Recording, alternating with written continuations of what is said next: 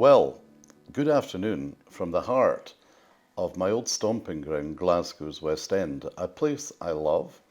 And this is quite a treat. This is quite exciting because the artist who you're about to meet in our latest Meet the Artist series, I had to fight and fight to persuade her to join our stable of artists. We have not had her as long as other people, but it's a joy and a thrill to currently be in the wonderful studio of Muriel Barclay.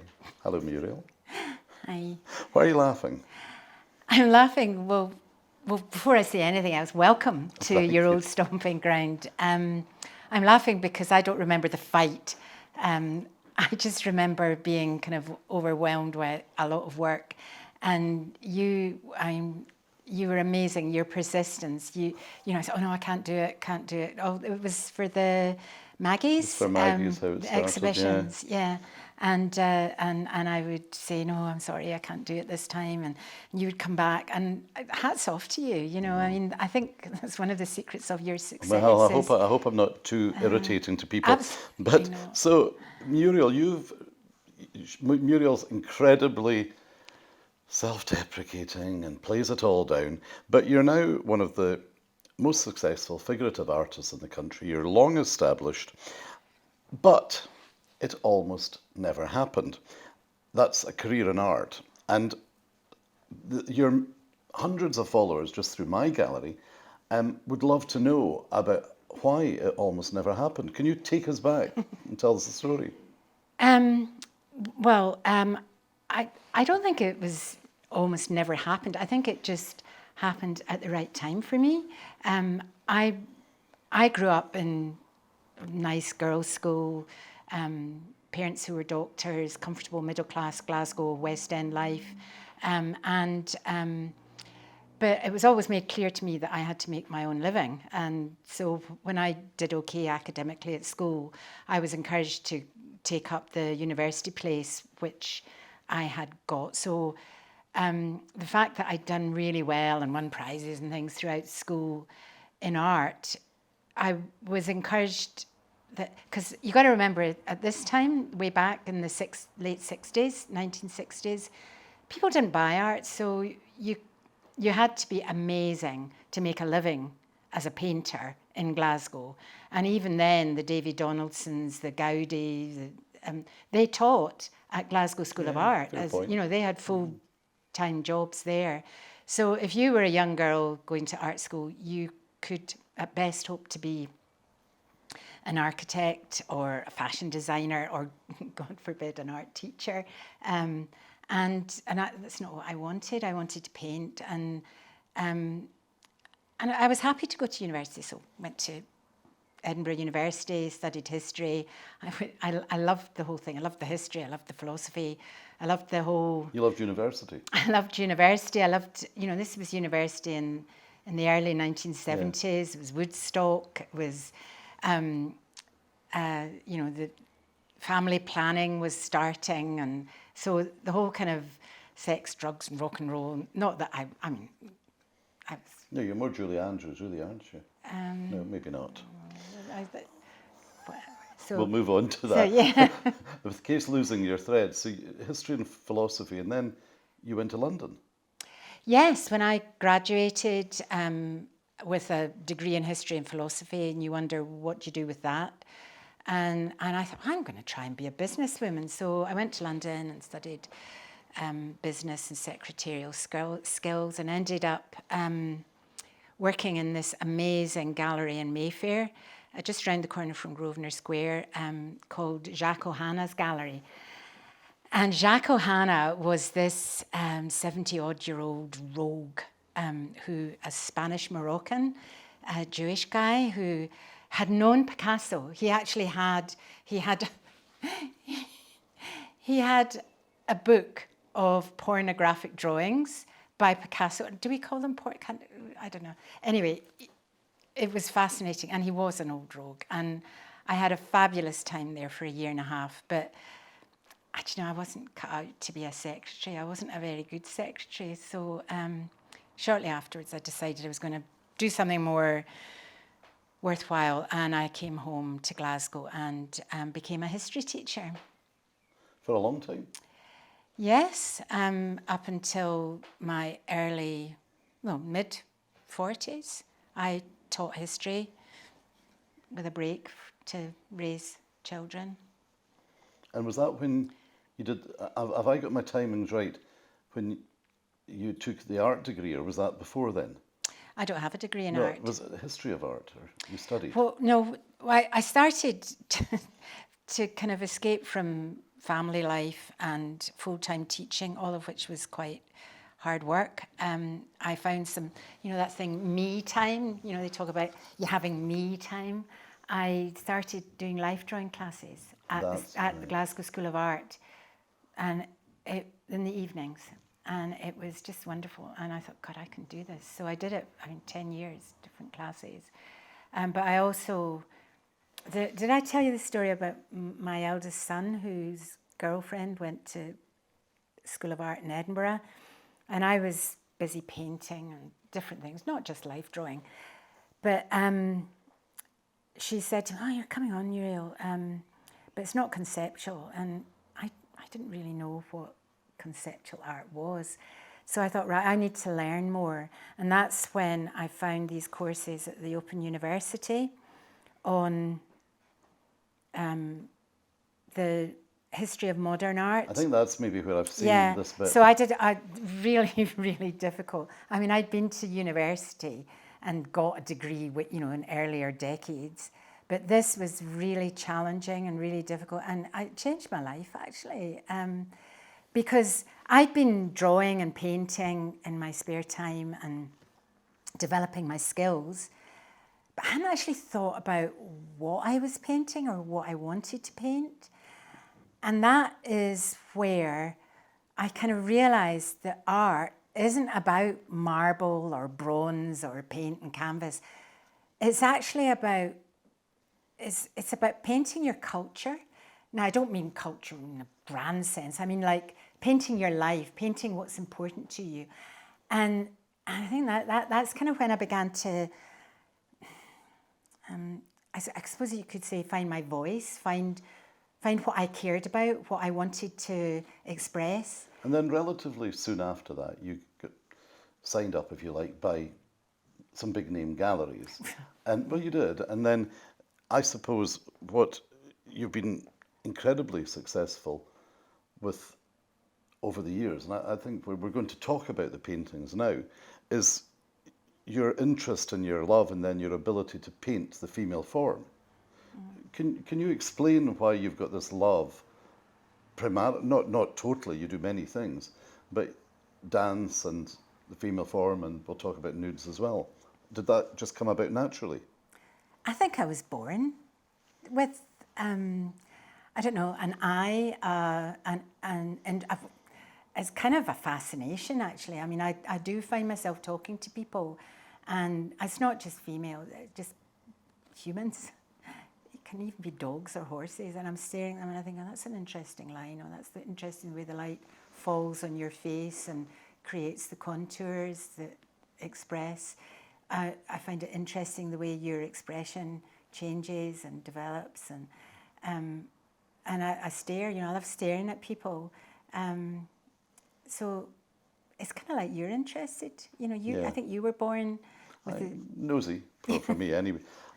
There's a little bit of a story about the painting here. I want to go back in a second, Muriel, to talk about the wonderful nudes. I want to talk about the dancers.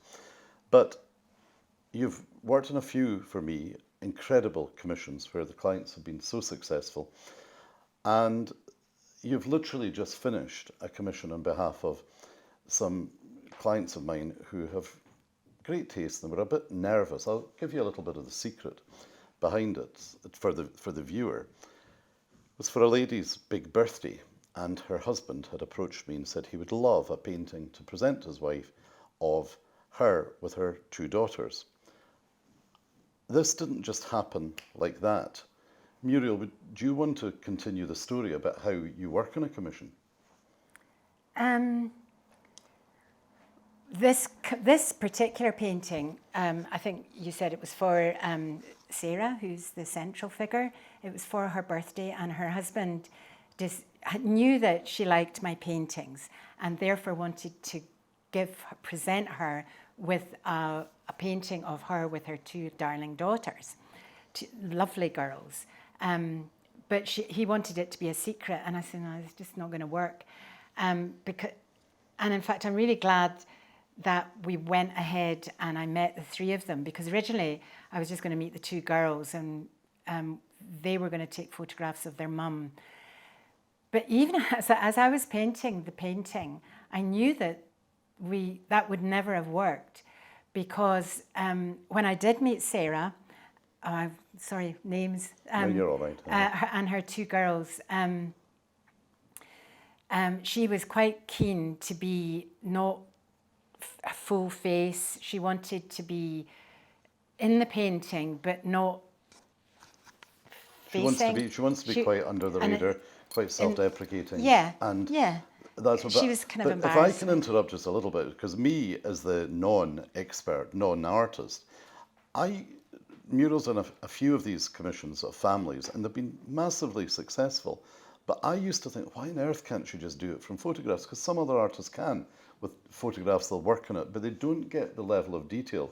And I remember you making quite a big thing, and you said, no, David, I must meet them, because to get the movement, but it wasn't just the movement, it was the personality of the people. Oh, absolutely. You can't, I mean, like from holiday snaps, or even from, photographs taken by somebody else, I don't get the feel of the person, but also for it to be a successful portrait, it has to be posed. I mean, all of the paintings I do, they're not snapshots. They're not, and I'm not comparing myself to these other artists, but people like Degas, Manet, none of these are snapshots. They're all composed. It's artifice. You go, or you develop a strategy, a composition, a feeling, a mood you want to express while you're preparing for the portrait. So if somebody presents me with some snapshots from a holiday, it's just, I mean, I do get a wee feel for the person, or the people involved, but it has to be, and I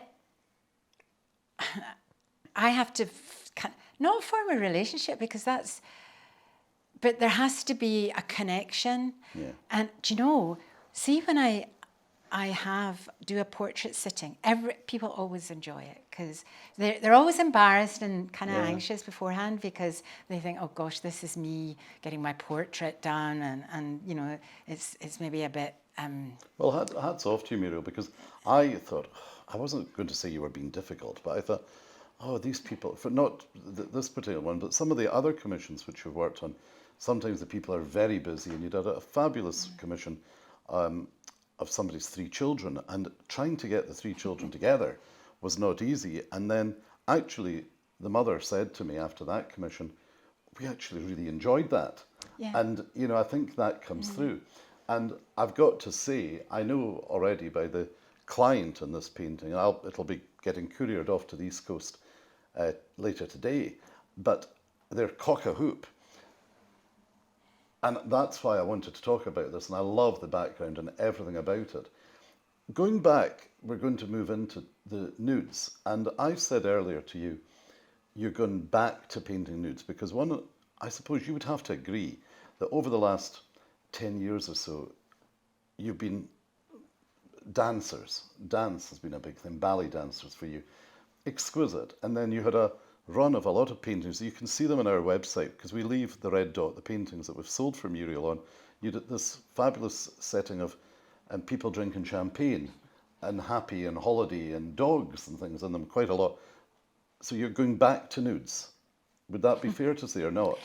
No, well, it's interesting listening to you describing it as the viewer, as the gallery owner, because in me, inside my head, it's a kind of different journey. I mean, I am really interested in the way women display. Now, right from your wee girls who just love a tutu, it's not that they want to go through the huge commitment that it takes to become a dancer. They just want to be romantic and pretty. And so there is that kind of thing.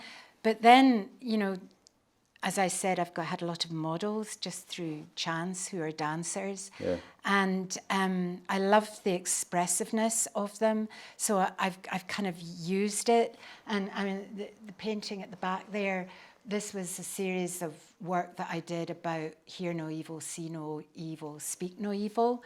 And so often behind what I'm doing, there's a theme, and that was that then. Where you're talking about is the painting of Ashton Lane and people drinking champagne and the sunshine and girls with their arms around each other. I mean, that was kind of during the COVID period, and just painting people having a good time together.